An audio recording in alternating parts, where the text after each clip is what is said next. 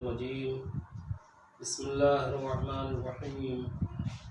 الحمد لله رب العالمين والعاقبة للمتقين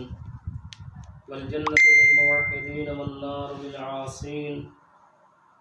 والصلاة والسلام على أشرف الأنبياء والمرسلين وعلى آله الطيبين الطاهرين المعصومين أما بعد فقد قال الله الحكيم في القرآن الكريم بسم الله الرحمن الرحيم كلوا واشربوا ولا تسرفوا إنه لا يحب المسرفين. معزز سامعین السلام علیکم.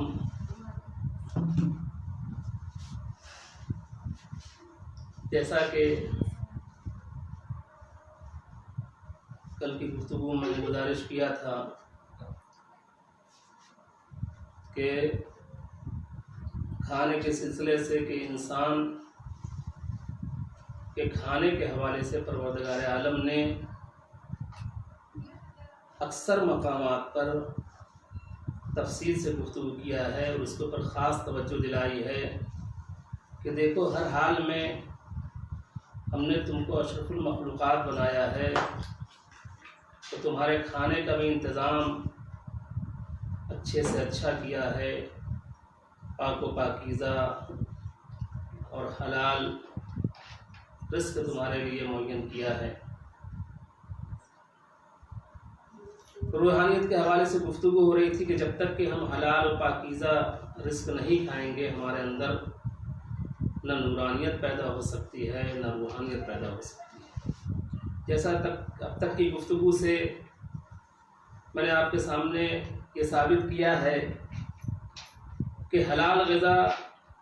مکمل طریقے سے ہم کھا رہے ہیں، کسی اعتبار سے شک و شبہ کی گنجائش بھی نہیں ہے، لیکن اس کے باوجود اگرچہ روحانیت اور نورانیت نہیں پیدا ہو رہی تو کل کی گفتگو میں نے یہ گزارش کیا تھا کہ جو آداب اسلامی ہے اس میں سب سے پہلی چیز یہ ہے کہ حلال غذا کو اللہ کے نام سے کھائیے، شروع کیجیے. کل تفصیلات اس کے بارے میں گزر چکی ہے، لیکن پھر بھی ایک سوال پیدا ہوتا ہے کہ تمام آداب اسلامی کو مد نظر رکھتے ہوئے اور حلال غذا ہم نے استعمال کیا، لیکن اس کے باوجود اگرچہ ہمارے اندر روحانیت اور نورانیت نہیں پیدا ہو رہی ہے تو پھر سوال یہ پیدا ہوتا ہے کہ کہیں نہ کہیں کوئی بات ایسی ہے جس کی وجہ سے حلال غذا کھانے کے باوجود ہماری روحانیت اور نورانیت کے اوپر اثر نہیں پڑ رہا ہے. جیسا کہ اسی سلسلے سے میں نے آپ کے سامنے آیت پڑھی کہ کلوا واشربوا ولا تسرفوا فإنه لا يحب المسرفين. اگرچہ انسان حلال غذا بھی کھا رہا ہے لیکن اگرچہ اسراف کر رہا ہے. اسراف کا مطلب یہ کہ پرخوری کر رہا ہے، پیٹ بھرا ہوا ہے مگر اس کے باوجود کھا رہا ہے تو اس کو کہتے ہیں اسراف. تو چونکہ پرخوری مکروہ بھی ہے اور اگرچہ ضرر کا اور نقصان کا خطرہ ہے تو بعض موقع پر پیٹ بھر کے کھانا کھانا حرام ہو جاتا ہے. لہذا اس کی ایک وجہ حلال کھانے کے باوجود روحانیت کا نہ پیدا ہونا اس بات کا ثبوت ہے، یا ایک وجہ یہ بھی ہے کہ انسان پوری پرخوری کر رہا ہے، اسراف کر رہا ہے، بیجا یعنی پیٹ بھرے کے اوپر کھانا کھا رہا ہے. جیسا کہ حدیث میں بھی آیا، پیغمبر اسلام صلی اللہ علیہ وسلم نے فرمایا ہے کہ پروردگار عالم اس شخص کو دشمن رکھتا ہے جو پرخوری کرتا ہے، یعنی پیٹ بھرے کے اوپر کھانا کھاتا ہے، پروردگار عالم اس کو دشمن رکھتا ہے. تو اگرچہ پیٹ بھرے کے اوپر حلال ہی غذا کیوں نہ کھائے انسان، اس کا بھی اثر یہی ہوتا ہے کہ روحانیت اور نورانیت نہیں پیدا ہو پاتی. دوسری بات، اگرچہ ہم نے تمام آداب اسلامی کے تحت کھانا کھایا ہے مگر جیسا کہ میں نے کہا کہ پرخوری کر رہے ہیں تو اس کا بھی اثر روحانیت کے اوپر اچھا نہیں پڑے گا. آغا بہجت جو بہت عظیم مرجع اور عرفان کی منزل کے اوپر فائز تھے، وہ بیان کرتے ہیں کہ ایک عالم دین تھے جو 100 سال تک زندہ رہے، اور 100 سال میں وہ کبھی بیمار نہیں ہوئے، نہ کبھی کوئی دوا کھایا، نہ کبھی کوئی ڈاکٹر کے پاس گئے، کبھی وہ بیمار پڑے ہی نہیں، کبھی ڈاکٹر کے پاس جانے کی ضرورت ہی نہیں ہوئی۔ تو پوچھا گیا ان سے کہ آخر کیا وجہ ہے کہ آپ کو کبھی دوا کھانے کی ضرورت نہیں محسوس ہوئی اور کبھی ڈاکٹر کے پاس جانے کی ضرورت نہیں ہوئی؟ تو انہوں نے کہا کہ یہ اس چیز کا نتیجہ ہے کہ ہم نے پوری زندگی آداب اسلامی کے تحت ہم نے غذا کھائی ہے، یعنی اسلام نے جو کہا کہ حلال غذا کھاؤ تو ہم نے حلال غذا کھایا، کب کھاؤ، کیسے کھاؤ، کتنی مقدار میں کھاؤ، شریعت کی ایک ایک پابندی آداب اسلامی کے تحت اور کھانے کے آداب کے متعلق میں نے کیا ہے۔ یہ اسی کا نتیجہ ہے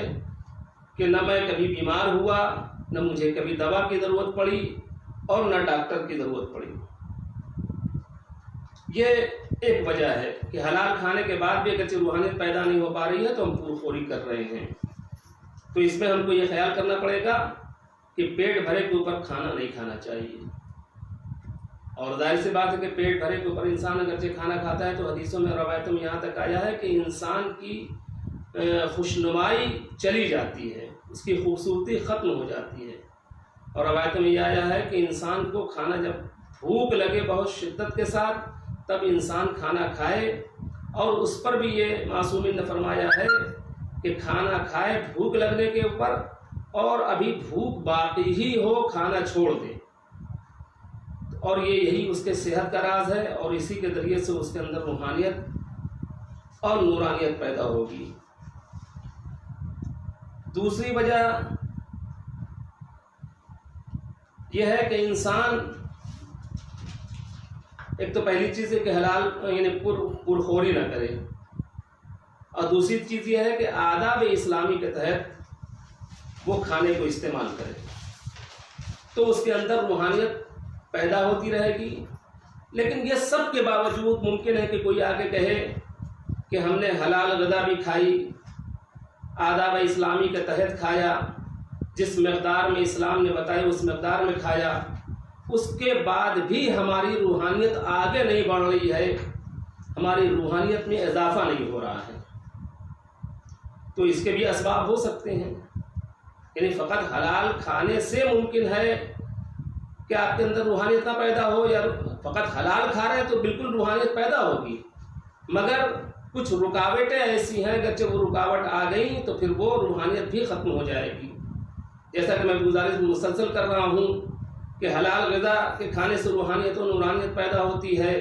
آداب اسلامی کو ملحوظ خاطر رکھنا پڑے گا، اس کے ذریعے سے روحانیت پیدا ہوتی ہے، پرخوری سے بچنا پڑے گا تب جا کے روحانیت پیدا ہوگی۔ بلو حلال غذا کھا رہا ہے لیکن اگرچہ پرخوری کر رہا ہے تو روحانیت نہیں پیدا ہوگی۔ اس کے علاوہ ابھی پھر اگرچہ کوئی شکایت کر رہا ہے کہ ہمارے اندر سب کچھ کرنے کے بعد بھی ہمارے اندر روحانیت رکی ہوئی ہے، آگے نہیں بڑھ رہی ہے، تو اس کی بھی کوئی نہ کوئی وجہ ہوگی، کوئی نہ کوئی سبب ہوگا۔ ایک واقعہ میں آپ کے سامنے پیش کرتا ہوں، اس سے آپ اندازہ لگا لیجئے گا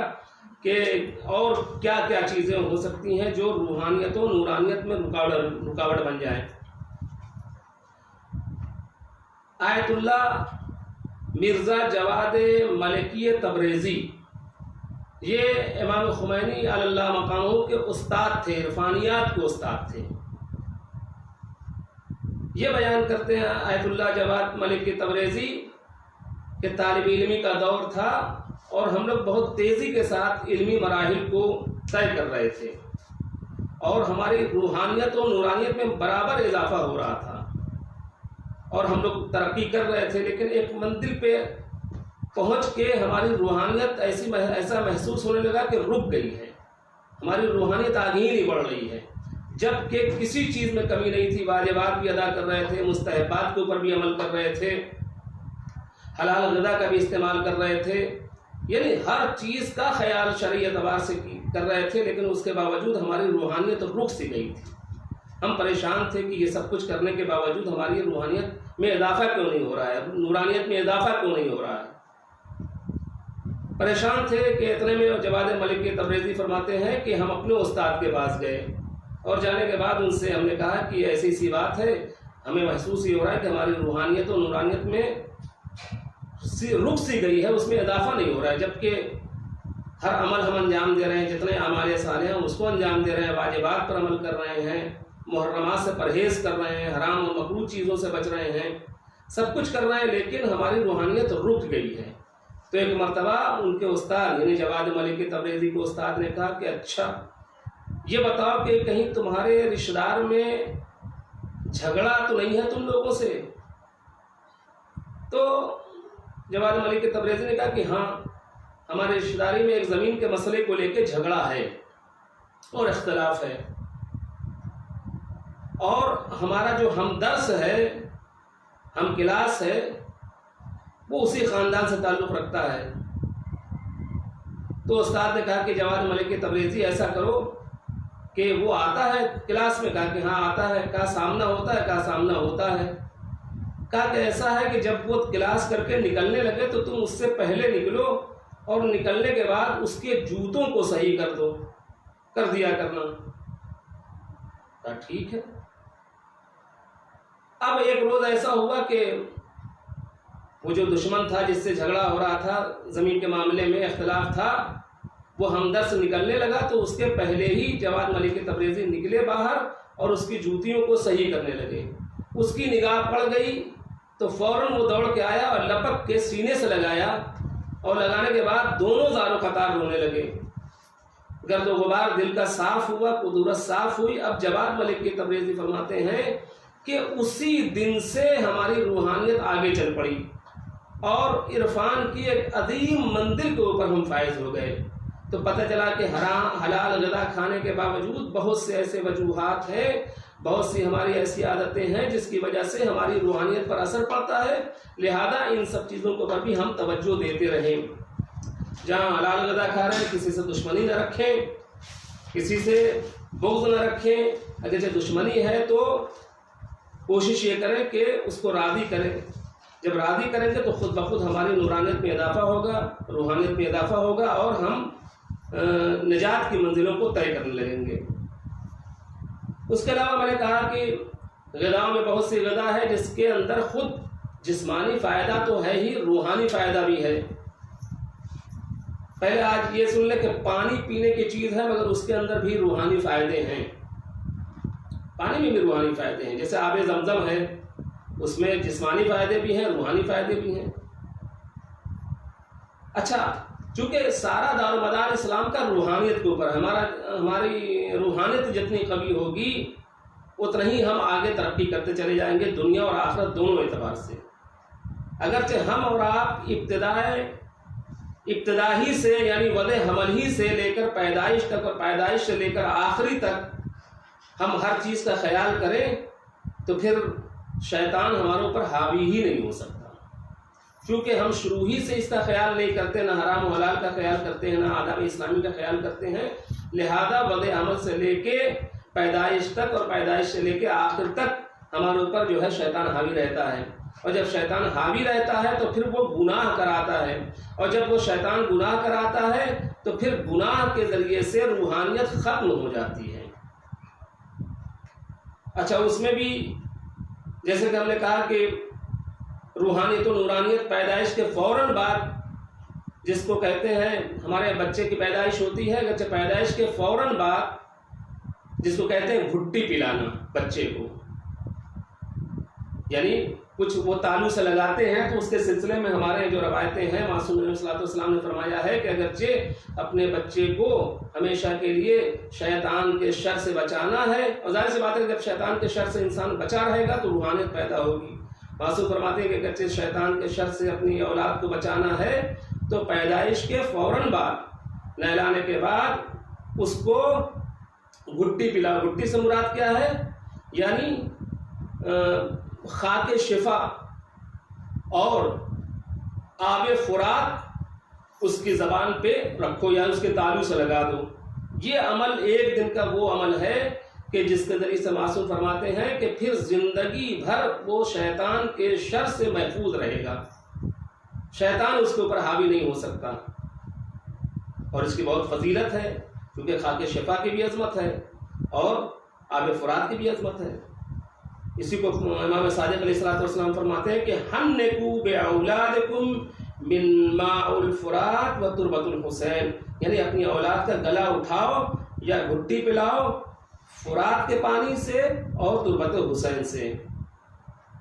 اچھا، اگرچہ یہ چیز نہ ملے، مثلا ایک انسان کو فرات کا پانی بھی نہ ملے، خاک شفا بھی نہ ملے، جبکہ لوگ کربلا آج بھی جاتے ہیں اور جو فرات سمجھ کے لوگ جاتے ہیں وہ حقیقت میں اس میں سے پانی نہیں پینا چاہیے، نہ اس میں ہاتھ منہ دھلنا چاہیے، اس لیے کہ اس میں جو ہے وہ نالے کا پانی بھی آتا ہے، گندا پانی بھی آتا ہے، لہذا وہ مضر ہے، نقصان دہ ہے۔ جب اس کو پیے گا تو انسان نقصان کرے گا، اور ہاتھ منہ دھلے گا تو اس میں بھی جراثیم ہے، نقصان کرے گا۔ لیکن لوگ جاتے ہیں وہیں سے فرات کا لے آتے ہیں، جبکہ کربلا معلیٰ میں جتنے نل ہیں، جتنے ہوٹل ہیں، ہر ہوٹل میں اور نلوں میں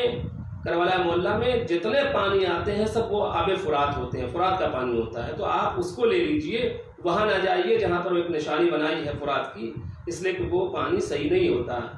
اور یہ طے ہے کہ فرات کا پانی پورے کربلا میں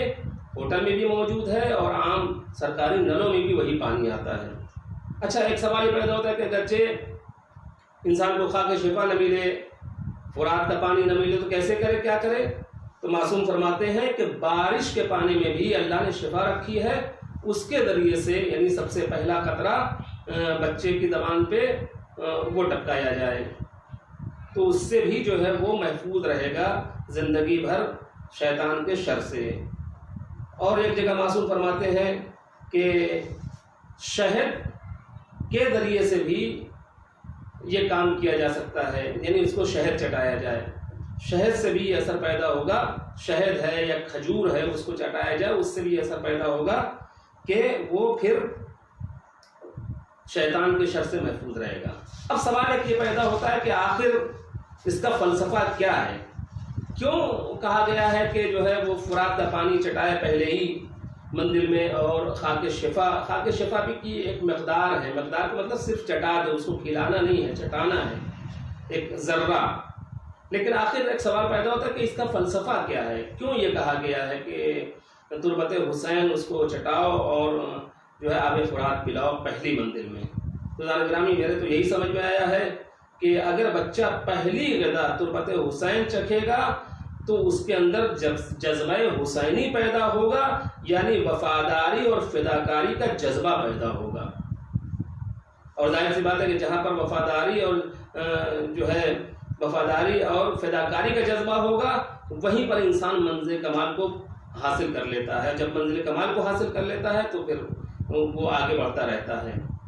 اور ماء الفرات کو کیوں پلانے کے لیے کہا کہ فرات کا پانی پلایا جائے؟ اس لیے تاکہ دین کے لیے، قربانی کے لیے وہ تیار ہو سکے۔ اور فرات کی چونکہ خصوصیت ہے، فرات کا پانی وہ پانی ہے کہ جس میں ہمارے چھٹے امام جعفر صادق علیہ السلام فرماتے ہیں کہ ہر روز پروردگار عالم نے کچھ فرشتوں کو معین کیا ہے، ہر روز آب کوثر سے 7 قطرہ پانی فرات میں جو ہے وہ ڈالا جاتا ہے، جس کی وجہ سے اس کو یہ فضیلت حاصل ہے۔ تو بہرحال کہنے کا مقصد یہ ہے کہ حلال غذا کے ساتھ ساتھ ان سب چیزوں کی طرف بھی ہم کو متوجہ رہنا ہے، تاکہ کسی اعتبار سے ہماری روحانیت پر کہیں سے کوئی رکاوٹ نہ پیدا ہونے پائے۔ اس لیے کہ روحانیت میں رکاوٹ پیدا ہوگی تو پھر شیطان حاوی ہوتا چلا جائے گا، اور شیطان حاوی ہوگا تو پھر ہم گناہ کی طرف جو ہے قدم آگے بڑھا لیں گے، اور جب انسان گناہ کی طرف قدم آگے بڑھاتا ہے تو پھر نجات مشکل ہو جاتی ہے۔ کل جیسا کہ میں نے آپ کے سامنے گزارش کیا تھا کہ انار جسمانی فائدہ بھی ہے، روحانی فائدہ بھی ہے۔ معصوم فرماتے ہیں کہ انسان اگرچہ انار کھائے تو اس کے ذریعے سے خون بڑھتا ہے، خون صاف بھی ہوتا ہے، یہ جسمانی فائدہ ہے، لیکن روحانی فائدہ یہ ہے کہ انار کھانے سے وسوسہ شیطانی جو انسان کے اندر پیدا ہوتا ہے وہ دور ہو جاتا ہے۔ جب وسوسہ شیطانی دور ہو جائے گا تو انسان گناہ سے دور ہو جائے گا، اور جب گناہ سے دور ہو جائے گا تو پھر اس کے اندر نورانیت پیدا ہوگی، روحانیت پیدا ہوگی۔ شک و شبہات سے وہ بری ہوتا چلا جائے گا. یہاں تک کہا گیا ہے کہ انسان میں اگرچہ وسوسے کی بیماری پیدا ہو گئی، یعنی ہر منزل پہ شک کرتا ہے، ہر منزل کے اوپر اس کو وہم ہوتا ہے، تو معصوم فرماتے ہیں کہ اس کو زیادہ سے زیادہ انار کھلایا جائے. اس کے ذریعے سے اس کا وسوسہ ختم ہو جائے گا، وہم ختم ہو جائے گا، شک و شبہے کی جو بیماریاں ختم ہو جائیں گی. اور ہمارے چھٹے امام امام جعفر صادق علیہ الصلوۃ والسلام فرماتے ہیں کہ جو شخص نہار منہ ایک دن انار کھا لیتا ہے تو پروردگار عالم 40 دن تک اس کے دل کو نورانی کر دیتا ہے. اور جب 40 دن اس کے ایک مرتبہ انار کھانے سے 40 دن اس کا دل نورانی ہوگا تو پھر 40 دن تک اس کے اوپر شیطان بھی حاوی نہیں ہو سکتا، اس لیے کہ اس کی روحانیت میں اضافہ ہو گیا. اسی لیے پھر امام فرماتے ہیں کہ اگرچہ جو شخص 2 مرتبہ 2 انار کھا لے تو 80 دن تک جو ہے شیطان اس سے دور ہو جاتا ہے. اور جب 80 دن تک شیطان دور ہو جائے گا تو پھر زیادہ سے زیادہ ہماری کیفیت نورانیت کی ہوگی اور روحانیت میں اضافہ ہوتا چلا جائے گا. پھر معصوم فرماتے ہیں کہ اگرچہ 3 انار کھا لے تو پھر سال بھر تک شیطان اس کے اوپر حاوی نہیں ہو سکتا. مگر شرط وہی ہے کہ انار میں یہ خصوصیت موجود ہے، مگر یہ نہیں کہ کسی کا چھین کے کھا لے، کسی کا ہڑپ کر کے کھا لے، مالک کی اجازت کے بغیر کھا لے. نہیں، پہلی شرط حلال ہونا ہے، حلال ہو وہ، اور اس کے بعد کھائے تو اس کے اندر نورانیت پیدا ہوگی. اب معصوم نے فرمایا ہے کہ ایک انار شرط اس کی ہے کہ جمعے کے دن 1 انار کھائے وہ نہار منہ. اور دوسری شرط یہ ہے کہ وہ میٹھا انار ہو، کھٹا انار نہ ہو. کھٹا انار دوسری چیز میں فائدہ کرے گا، لیکن نورانیت کے اعتبار سے انار شیریں یعنی میٹھا انار اور جمعے کے دن نہار منہ کھائے تب یہ فائدہ ہوگا. تیسری شرط انار کھانے کی جو معصوم نے بیان فرمائی ہے وہ یہ کہ دیکھیے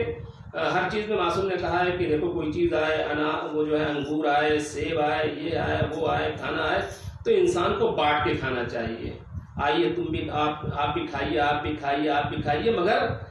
مولا کائنات فرماتے ہیں کہ انار جب بھی انسان کھائے تو ایک پورا کھائے. فلسفہ ہم بتا رہے ہیں کہ آخر انار میں کون سی خصوصیت ہے کہ جس کے ذریعے سے دل نورانی ہو جاتا ہے اور شیطان جو ہے حاوی نہیں ہوتا، روحانیت میں اضافہ ہوتا ہے. آخر کیا چیز ہے؟ تو مولا علی فرماتے ہیں کہ جب بھی انسان انار کھائے تو ایک پورا مکمل انار کھائے. کیوں ایک مکمل پورا انار کھائے؟ اس لیے کہ معصوم فرماتے ہیں کہ انار میں 1 دانہ جنت کا ہوتا ہے. جب 1 دانہ جنت کا ہوتا ہے تو ظاہر سی بات ہے جب انسان پورا انار کھائے گا تبھی وہ جنتی دانہ کھائے گا. اب جنتی دانہ میں بھی روحانیت اور نورانیت نہ ہوگی تو کس میں ہوگا؟ چونکہ اس میں 1 دانہ جنتی ہوتا ہے، یہ وہ اثر دکھلاتا ہے کہ اس کا دل نورانی ہو جاتا ہے اور شیطان اس سے دور بھاگ جاتا ہے. یہاں تک تو سن لیا آپ نے، لیکن کوئی بھی اعتراض کر سکتا ہے کہ اگرچہ جنتی ہے انار، اس میں 1 دانہ جنتی ہوتا ہے تو پھر کافر بھی کھاتے ہیں، مشرک بھی کھاتے ہیں، منافق بھی کھاتے ہیں، گنہگار بھی کھاتے ہیں، فاجر و فاسق بھی کھاتے ہیں، بد کردار بھی کھاتے ہیں، سب کھاتے ہیں. تو اس کا مطلب ہے کہ جنتی کھانا ان کو بھی مل گیا دنیا میں، کہہ سکتا ہے نا آدمی. اسی لیے شرط معصوم نے رکھی ہے کہ جب کھاؤ تو ایک پورا انار کھاؤ. اور اگرچہ یہ اعتراض ہے اور اعتراض وجہ ہے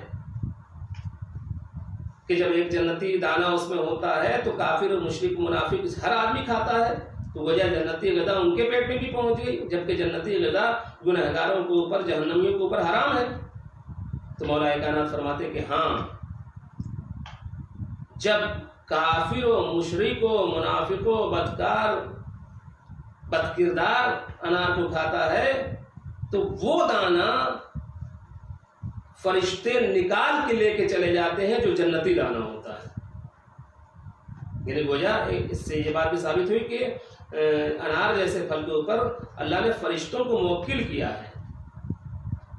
کہ جب بھی کوئی انار کھائے، دیکھو مومن کھا رہا ہے تو ٹھیک ہے، لیکن اگر منافق کھا رہا ہے، کافر کھا رہا ہے تو تمہاری یہ ڈیوٹی بنتی ہے کہ اس دانے کو جدا کر دو تاکہ اس کے شکم میں نہ جانے پائے. یہ ہے فلسفہ ایک انار کھانے کا۔ اسی طریقے سے سیب کے بارے میں، سیب کی بھی فوج، اس کے اندر بھی جسمانی فائدہ بھی ہے اور روحانی فائدہ بھی ہے۔ جسمانی فائدہ یہ ہے کہ معدے کو صاف کرتا ہے، اور روحانی فائدہ یہ ہے کہ روایتوں میں آیا ہوا کہ سیب کھانے سے اگرچہ انسان کے اوپر جادو کا اثر ہے تو وہ ختم ہو جاتا ہے، زہر کا اثر ہے تو وہ ختم ہو جاتا ہے، جناتی یا آسیبی معاملہ ہے تو سیب میں یہ خصوصیت پائی جاتی ہے کہ ان کے اثرات کو، ان تینوں چیز کے اثرات کو وہ ختم کر دیتا ہے اپنی روحانیت کے ذریعے سے۔ اسی طریقے سے ایک پھل آتا ہے، ہندوستان میں تو نہیں پایا جاتا، ایران میں اور سیریا میں بہت کثرت سے یہ پھل پایا جاتا ہے، جس کو کہتے ہیں بہی دانہ، عربی میں اس کو بولتے ہیں سفرجل۔ اس کے بارے میں معصوم نے فرمایا ہے کہ جو شخص ایک دانہ اس کو کھا لے، یعنی ایک پورا پھل کھا لے، تو پروردگار عالم اس کھانے والے کی زبان کے اوپر 40 دن تک حکمت جاری کر دیتا ہے۔ یعنی حکمت جاری کر دیتا ہے کیا مطلب؟ یعنی علم کا خزانہ جو ہے اس کی زبان سے جو ہے نکلنے لگتا ہے، عقل میں اضافہ ہوتا ہے۔ تو یہ چیز ہے کہ حکمت اللہ نے نبیوں کو دیا ہے، اماموں کے دیا ہے۔ تو اللہ کے تو معصوم کیا فرما رہا ہے کہ جو ایک دانہ نہار جمعہ کے روز بہی دانہ یعنی سفرجل کھا لے تو 40 دن تک پروردگار عالم اس کی زبان پہ حکمت جاری کر دیتا ہے، اور جہاں حکمت ہوتی ہے وہاں پر گناہ کا تصور نہیں ہوتا، پھر وہ گناہ نہیں کرتا۔ اسی طریقے سے اس کشمش کے بارے میں، اس میں بھی جسمانی فائدہ بھی ہے اور روحانی فائدہ بھی ہے۔ امیر المومنین علی بن ابی طالب علیہ السلام بہار العنمان میں فرماتے ہیں کہ کشمش کھانے سے انسان کا ظاہر بھی پاک ہوتا ہے اور باطن بھی پاک ہوتا ہے، یعنی اندرونی چیزیں بھی پاک ہو جاتی ہیں اور ظاہری چیزیں بھی جو ہے وہ پاک ہو جاتی ہیں۔ سرکہ کھانا یہ بھی فائدہ، جسمانی فائدہ بھی ہے اور روحانی فائدہ بھی ہے۔ روحانی فائدہ کیا ہے؟ روحانی فائدہ یہ ہے کہ معصوم فرماتے ہیں کہ سرکہ کھانے سے انسان کی عقل بڑھتی ہے۔ اچھا، جہاں پر عقل بڑھے گی وہاں پر گناہ انسان نہیں کرے گا، جب گناہ نہیں کرے گا تو روحانیت میں خود بخود اضافہ ہو جائے گا۔ اس کے علاوہ تفصیلات ہے کتابوں میں، خربوزہ کی بھی بہت فضیلت بیان کی گئی ہے، اور اس میں بھی روحانیت پائی جاتی ہے۔ خربوزہ ایک ایسا پھل ہے جس کے بارے میں حدیث میں آیا ہوا ہے کہ اس کا کھانا عبادت ہے۔ اچھا، جس چیز کا کھانا ہی عبادت ہو تو پھر خود بخود آٹومیٹک اس میں روحانیت پیدا ہو جائے گی۔ یعنی اور چیز کا کھانا عبادت تو نہیں قرار دیا گیا ہے، فائدہ ہے، روحانی فائدہ ہے، لیکن اس کے بارے میں معصوم نے فرمایا ہے کہ خربوزہ کھانا عبادت ہے۔ اور جب جو چیز عبادت ہو، جو فعل عبادت ہو، جو کام عبادت ہو، جو عمل عبادت ہو، تو پھر وہاں پر روحانیت آٹومیٹک آتی ہے۔ لہذا انسان کوشش یہ کرتا رہے کہ اپنی روحانیت میں اضافہ کرتا رہے، اس لیے کہ جب تک کہ روحانیت میں اضافہ نہیں ہوگا ہم اپنے ائمہ طاہرین علیہ السلام کے قول پر عمل کرنے کی صلاحیت بھی نہیں رکھ پائیں گے، نہ ہم ان کے قریب ہو پائیں گے۔ اور وہ زمانہ قریب آ رہا ہے کہ اس بات کی ضرورت ہے کہ ہم اپنے اندر اتنی روحانیت پیدا کر لیں کہ ہم وقت کے امام کے قریب ہو سکیں، ان کے لشکر میں ہمارا شمار ہو سکے۔ لہذا جتنا کوشش ہو، ہر انسان یہ کوشش کرے کہ وہ اپنی روحانیت کو طاقتور بناتا جائے، اپنی روحانیت کو پائیدار بناتا جائے، اپنی روحانیت میں اضافہ کرتا چلا جائے، اس لیے کہ جب تک کہ روحانیت طاقتور نہیں ہوگی نہ ہم امام کے قریب ہو سکتے ہیں، نہ ہم امام سے استفادہ کر سکتے ہیں۔ جب ہماری روحانیت قوی ہو جائے گی تو پھر ہم اپنی منزلوں کو، دنیا کی منزلوں کو بھی طے کر لیں گے آسانی سے، اور آخرت کی منزلوں کو بھی طے کر لیں گے آسانی سے۔ وآخر دعوانا ان الحمد للہ رب العالمین۔